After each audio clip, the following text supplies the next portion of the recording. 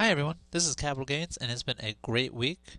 Before we get started though, please hit the like button and subscribe so I can continue to make videos just like this one. I would like to thank my buddy John for leaving a comment. I'll be going over how my stocks were affected and how that has continued to affect my portfolio. But first, my dividend portfolio has finally gone above $11,000, which is exciting. The next goal is 12, but it's been a long grind to get it past 10 to 11, as you can see right there. We did it. Took a while, but it's finally happened. And next goal is 12. Can't wait. Hopefully it won't take as long as 11, but we'll see. Now, the craziness from last week caused my portfolio to drop a little because when the hedge fund managers, by trying to short sell GameStop, and people figured that out and then bought a bunch of it, causing the price to go up, they lost a ton of money. They were betting that the company was going to go out of business, which means the short sales that they made, they weren't going to have to pay back, and that they would actually make a ton of money off of it. But because the stock went up so high, they ended up having to pay these people what they ended up borrowing, and that caused them to lose a lot of money. So to recover the cost of the money that they lost, they had to sell out of most of their positions in other companies, and because they had to move and sell all the stocks or positions and options from other companies to cover the cost of what they lost for GameStop, that caused the share prices for these other companies that they were getting out of to go down, because all the share prices of the companies stock they sold to fall, which in return caused my portfolio to dip because I own stocks in the companies the hedge funds decided to sell off. So long story short here, they lost money trying to short a company. To recover the cost of the money that they lost, they sold other positions in other companies to make up that money to pay off the money that they just lost. I own stocks in those companies that they decided to sell off, so because they sold off a huge volume of stocks, it ended up making the price go down so that my stock shares went down too. So I ended up losing a little bit, but as you can see, I actually made it up in the long term. It's actually why I invest long term and not short term, because short term, you just buy something and that week it goes down and then you decide to sell. If you sell when it goes down, you have guaranteed lost that money that the stock went down. But if you wait, it could possibly go higher, and then if you sell when it's higher than what you bought it for, you guarantee getting the money. So, like right here with the VNQ, if I was to sell that right now, I would guarantee an increase of 0.31% of what I've actually paid for it. It's also why I invest in dividend stocks, because even if it does go down, they still pay me dividends that I can either reinvest or even just keep on my own. So if it goes down, so VNQ goes down to minus 0.31%, they'll still pay me a dividend. So even though it's down, I'm still making money off of it. Portfolio has finally gone over $11,000. Super excited about that. Next goal is 12. We'll get into the dividend portion. I was paid 3 dividends this week. Awesome. Starting off February, great. First one was from Verizon. So because I owned 5.108681 shares on January 7th, I received a dividend payment of $3.21.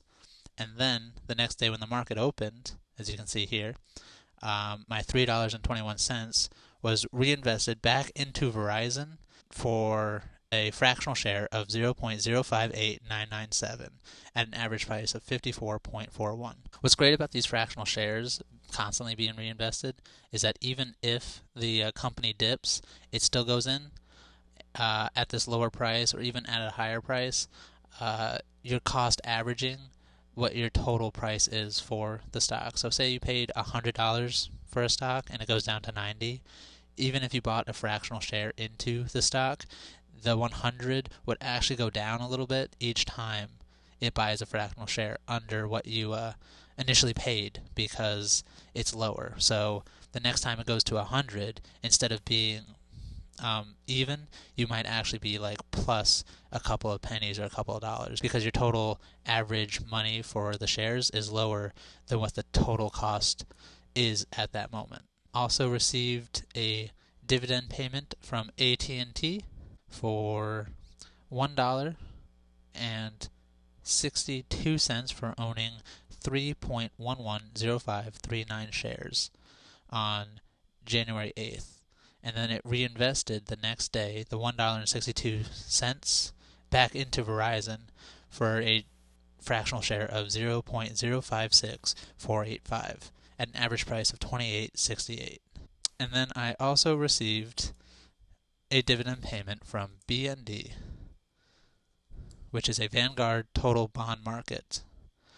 And I owned 5.070916 shares on February 1st. So I received a dividend payment of 71 cents. And today it reinvested my 71 cents back into BND for a fractional share of 0.008153 at an average price of 87.8 cents. And I'll show you an example here about average cost. I own 10 shares in Disney. My average cost is $103.24, and the price of the share is $180.39, which means that my total return for owning 10 shares of Disney at this average price is $771.52.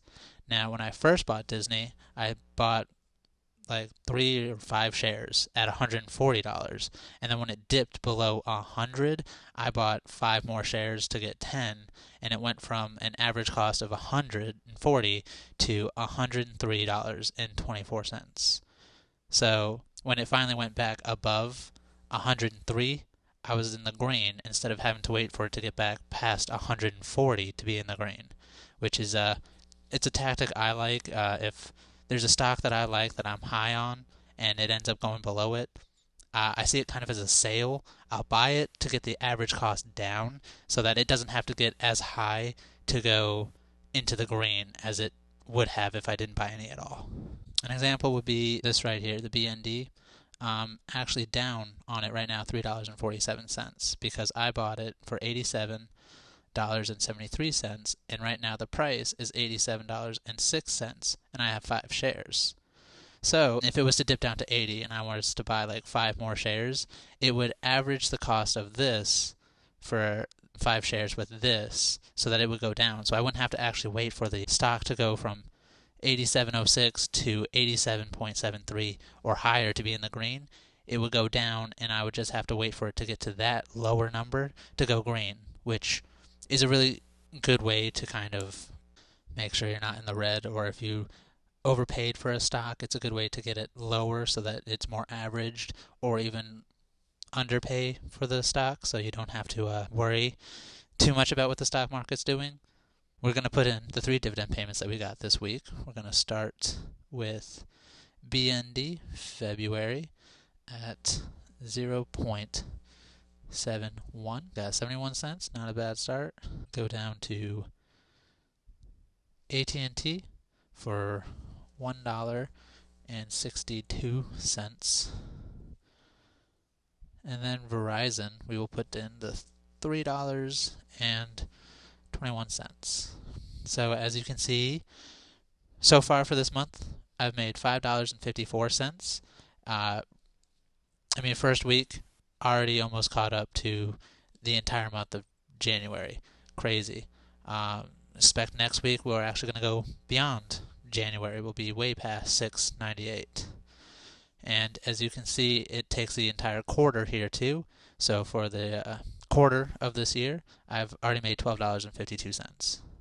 And then this right here, this graph will show you how much money each ticker or stock share has paid me so far this year. So right now, LEG is way ahead with how much they're paying out. Then Verizon, SPHD, got AT&T, O Real Estate, and then BND. So that's everything that's happened this week. It's been a good week. Very exciting start to February. Hopefully next week we'll have even more dividend payments. We'll really push past January's total dividend payout, which will be really cool. And we'll see if the stock market decides to do anything crazy or if it's going to settle down.